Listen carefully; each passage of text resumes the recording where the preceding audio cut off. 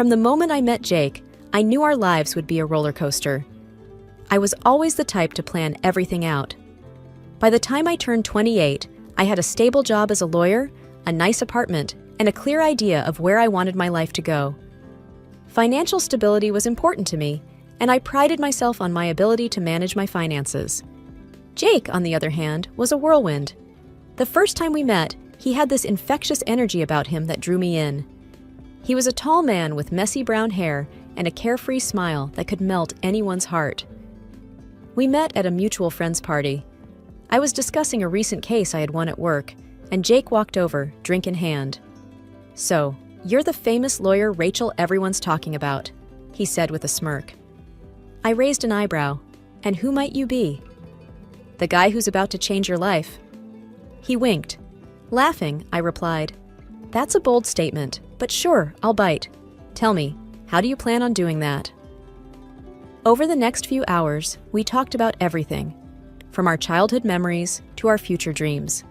He told me about his love for adventure and how he often went on spontaneous trips just because he felt like it. He said he believed in living in the moment and enjoying every second of life. I found his perspective refreshing. Here I was, someone who always planned ahead, and then there was Jake, someone who took each day as it came. Over the next few months, our relationship blossomed. He introduced me to a world of spontaneity, and I brought a bit of order to his chaos. Our dates were always full of surprises. One day, he would take me out for a fancy dinner, and the next, we would be on a random road trip to nowhere. It wasn't just the fun times that made me fall for him.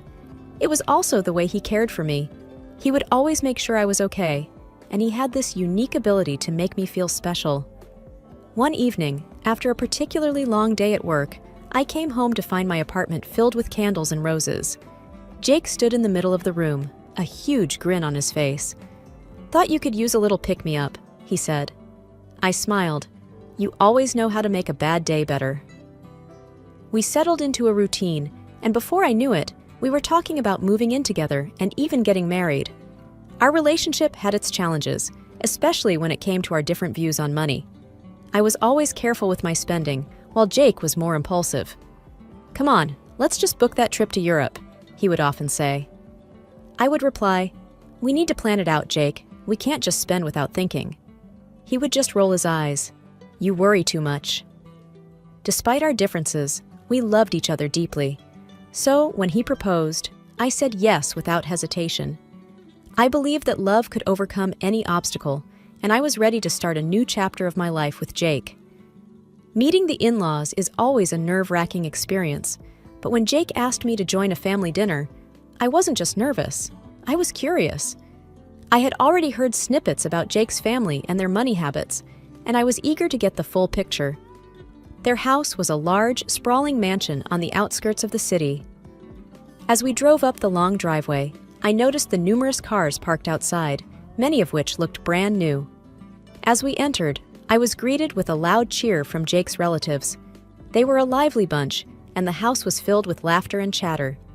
Jake's mother, Linda, was a petite woman with a warm smile. She hugged me tightly and said, "It's so good to finally meet you." I smiled back. "Thank you for having me." Jake's father, Mark, was a tall, broad-shouldered man with a booming voice. "So, you're the lawyer who's captured our Jake's heart," he chuckled, shaking my hand firmly. "It seems that way," I laughed. Dinner was a grand affair. The table was laden with dishes, and wine glasses clinked cheerfully. As we ate, I observed the dynamics of Jake's family. They talked about their recent purchases and the vacations they had been on, or were planning to go on. Money seemed to flow freely in their conversations, and I got the sense that they didn't think twice before spending. Linda mentioned a recent shopping spree in Paris. Mark spoke of a new business venture that required a significant investment. Their younger daughter, Sarah, excitedly chatted about her plans to study abroad. At one point, Jake's older sister, Emily, turned to me.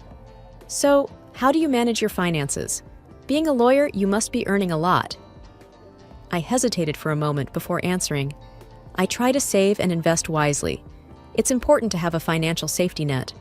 Jake jumped in. "She's the practical one in our relationship." Emily laughed. "Sounds like you two balance each other out." The evening went on, and I could feel the difference in our lifestyles. While I was always cautious about spending, Jake's family seemed to have a live for today mentality. It was clear that they enjoyed the finer things in life and didn't hesitate to indulge. As the night drew to a close, Linda pulled me aside. "You know, dear," she began, "Jake is lucky to have you. But do let him have his fun. Money is meant to be enjoyed." I nodded politely. "Of course. I just believe in being careful." She patted my hand. "Balance is key." As Jake and I drove back home, the weight of our differences hung in the air. I turned to him. "Your family is lovely, but we have very different views on money." Jake sighed. "I know. But love is about compromise, right?" I smiled. "Yes, but compromise doesn't mean losing oneself." Jake reached over and squeezed my hand. "We'll figure it out." But deep down, I couldn't shake off the feeling that our financial differences, combined with the influence of Jake's family, would soon lead to challenges that neither of us were prepared for. And so it happened. We were barely through the front door when the tension in Jake's family home became apparent. The large living room, which I remembered as a place of laughter and chatter during our last visit, was now filled with anxious faces. Everyone was there: Jake's parents, his siblings, and most notably, his younger brother Ryan. I had always found Ryan a bit unpredictable. He was the sort of person who took chances, always believing the next big break was just around the corner. That day, he looked restless, his eyes darting around the room, avoiding direct contact. Without much preamble, Linda, Jake's mother, began, "Thank you for coming on such short notice. We have a serious situation on our hands." Ryan, with a sigh, came forward. "I messed up. I owe the bank $100,000. They're saying they'll take legal action if I don't pay soon."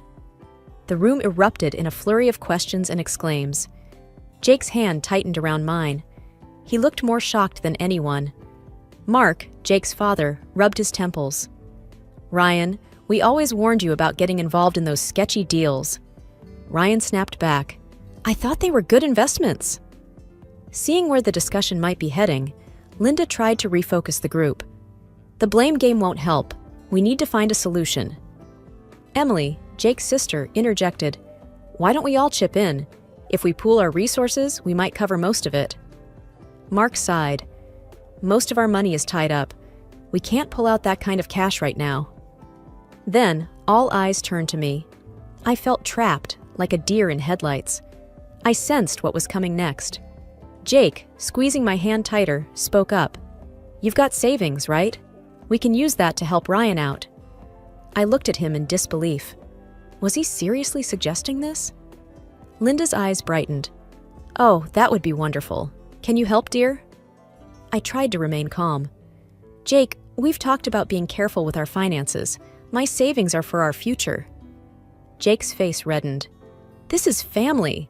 Don't you care about my brother?" Ryan nodded. "Yeah, aren't we supposed to be family now? Or does money matter more to you?" Feeling cornered, I replied, "I understand this is a tough situation, but why should I hand over my hard-earned savings when there might be other solutions? Maybe I can help negotiate with the bank? Work out a plan?" Jake's voice grew louder. "This isn't the time for legal advice. Ryan needs help now." Linda chimed in, with an edge to her voice. "We thought family meant something to you. Guess we were wrong." The room felt stifling, the weight of their expectations and accusations pressing down on me. I had hoped Jake would be my ally, but he seemed to have chosen his family's side. The meeting ended with no resolution. As Jake and I walked back to the car, I felt a chasm growing between us. The dawning light had always been a comforting sight, but this morning its warmth was overshadowed by a chilling discovery. Glancing at my phone, I saw an alarming bank notification. My heart thudded heavily as I saw the staggering amount. $150,000 had been transferred out of my savings, and even more shockingly, it had been sent to Jake's account. Confusion and dread wrapped around me. This couldn't be right. Without hesitation, I tried calling Jake, but he didn't answer. I sent a message. "Jake, why is there $150,000 transferred to your account? We need to talk. Now." Time ticked by, and every silent moment only amplified my anxiety. He didn't respond. The swirling unease forced me into action, and I decided to confront him at his workplace. As I approached his office, I saw his empty desk. One of his colleagues, Sarah, looked up and said, "Looking for Jake? He's taken the day off. Some personal matters," he mentioned. I muttered a thanks, my thoughts racing even faster now. With growing dread, I decided to go to his parents' place. Perhaps they knew something, or perhaps they could get Jake to talk to me. The large wooden door of their house looked more imposing than ever. I knocked assertively. After a brief moment, Linda, Jake's mother, opened the door just a crack. Her guarded expression told me she was aware of something. "I need to speak to Jake," I demanded. Linda glanced behind her, hesitating. "Jake isn't here," she replied. "Where is he? He's taken a huge amount from our joint savings. I need answers." Her face remained passive. "I don't know about any money," she claimed, but her eyes darted away. "Let me in. We need to discuss this," I insisted. But instead of yielding, she firmly stated, "I think it's best if you leave," and shut the door in my face. The blatant act left me stunned. Standing there, I realized the gravity of the betrayal. They knew, and they were covering for him. The reception area of the police station was bustling. Uniformed officers moved to and fro, the hum of conversation punctuated by the ring of phones. I approached the front desk, where an officer sat, looking engrossed in paperwork. "Excuse me," I began, my voice slightly shaky. "I need to report a significant unauthorized transaction from my bank account. It's my husband." The officer, whose name tag read Perez, looked up, her eyes filled with understanding. "Take a seat." She gestured to the chairs nearby. "I'll call someone to assist you." Sitting down, my thoughts swirled. Was I really about to report my own husband? Before I could contemplate further, a tall officer approached me. "Mrs. Collins?" he asked. I nodded. "Yes, that's me." "I'm Officer Daniels. Officer Perez informed me about your situation. Let's go to my office where we can talk." We walked down a corridor, and he gestured to a chair opposite his desk. As I explained the situation to him, I noticed his brows furrow in concern. "So, you believe your husband took this money without your consent?" I nodded, swallowing the lump in my throat. "Yes, and his family seems to be in on it. They shut me out when I went to confront them." Officer Daniels jotted down notes. "Do you have any evidence of this transaction?" I pulled out my phone and showed him the bank notification and the message I had sent Jake, as well as his vague reply.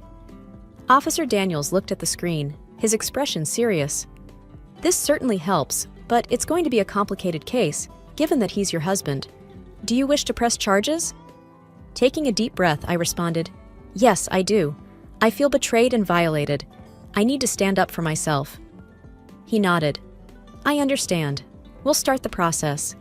It may take time, but we'll support you every step of the way." "Thank you," I whispered, tears threatening to spill. Officer Daniels extended a comforting hand. "It's tough, I know, but you're doing the right thing. We'll get to the bottom of this." The courtroom was a daunting place, its high ceilings echoing the whispers of the people inside. Rows of wooden benches filled with friends, family, reporters, and strangers who had taken an interest in the case. The tension was palpable. I sat on one side, dressed conservatively, my best friend Sarah by my side for support. Across the room, Jake sat with his parents. He avoided making eye contact with me. The judge, a stern-looking woman with gray hair tied back neatly, cleared her throat, signaling the start of the proceedings. "Order in the court," she declared. The prosecution began by detailing the charges against Jake: the unauthorized transaction, the evasion when confronted, and the role of Jake's family in possibly abetting the crime. It was painful to relive the betrayal as the evidence was presented. Bank statements, my call records, and the security footage from Jake's parents' home on the day I confronted them. Then it was Jake's turn to testify. He stood, looking much smaller than I remembered. "Your Honor, I admit to transferring the money, but I did it out of desperation. My family was drowning in debt. I thought if I took the money, it would fix everything. I planned to return it." I clenched my fists. He was playing the victim card. The prosecutor spoke up. "Mr. Collins, did you discuss this with your wife before taking such a drastic step?" Jake hesitated. "No, I thought she wouldn't understand." The prosecutor raised an eyebrow. "So, you decided stealing was the better option?" Jake lowered his gaze. "I made a mistake." The trial went on for hours. Witnesses were called, statements were read.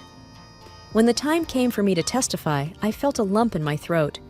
With every ounce of strength, I recounted the events, the betrayal, the pain of being shut out by someone I had once loved. Sarah was called up next. She spoke of my character, my hard work, my dedication to building a life with Jake, and the anguish I had experienced when discovering the betrayal. When the closing statements were made, the room held its collective breath.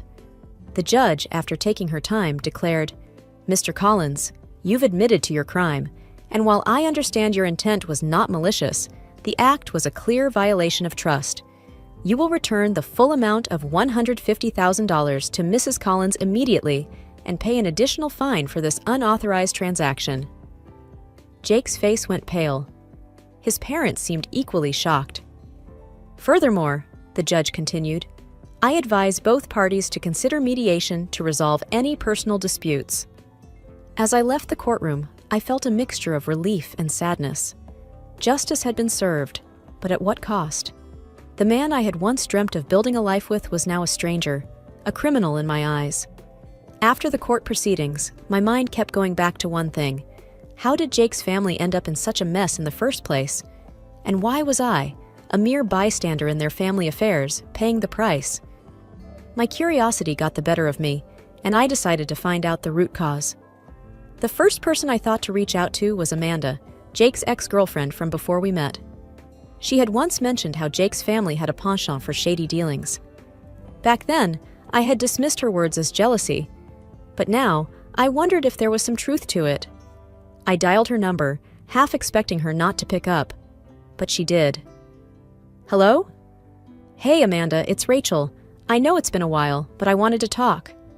She paused, then replied, "About Jake?" "Yes." We met up at a quiet coffee shop the next day. Amanda looked different, more mature and composed than I remembered. After exchanging pleasantries, I got straight to the point. "Amanda, you once told me about Jake's family, about their dealings. I need to know more." She sighed, taking a sip of her coffee. "I wondered when you'd ask.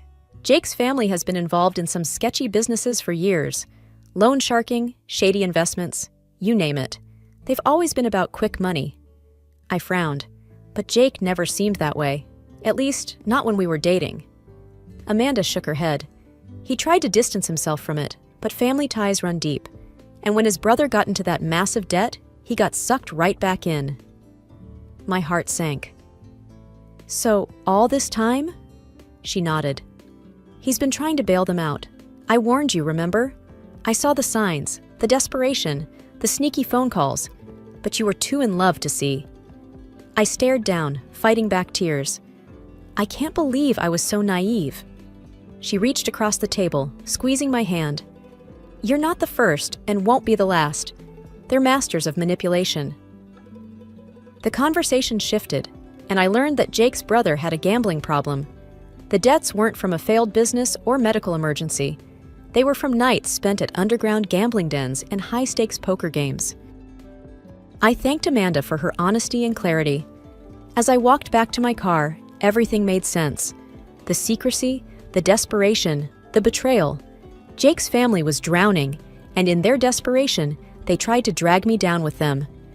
After the dust settled, one thing was clear to me. I needed to put the past firmly behind me. The first step was finalizing the divorce from Jake. It was a relatively quick process, given the circumstances.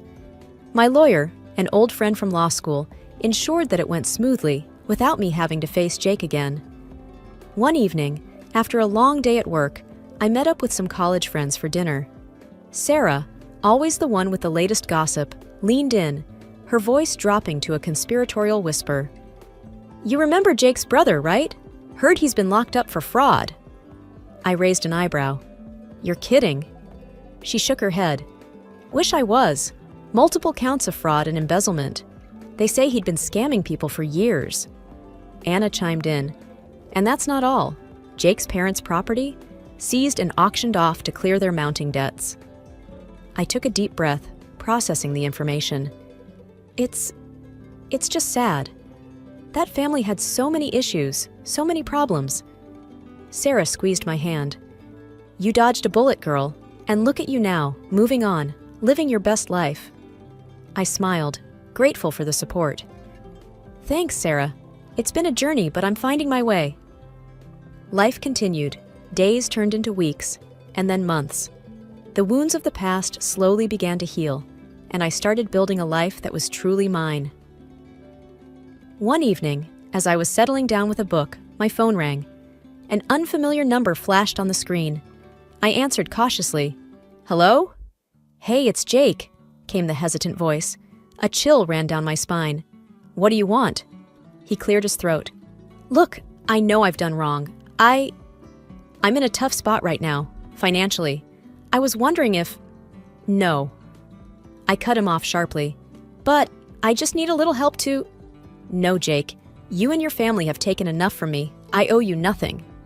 I replied, my voice cold and firm. There was silence on the other end. Then, a soft, defeated, all right. I ended the call, feeling a mixture of anger and pity. But mostly, I felt relief. Relief that I had moved on, that I was no longer entangled in their web of deceit and drama. Over time, I immersed myself in work and spent quality time with friends and family who genuinely cared about me. I learned to value and trust myself more than ever, firmly believing that no matter what life threw my way, I would always come out stronger on the other side.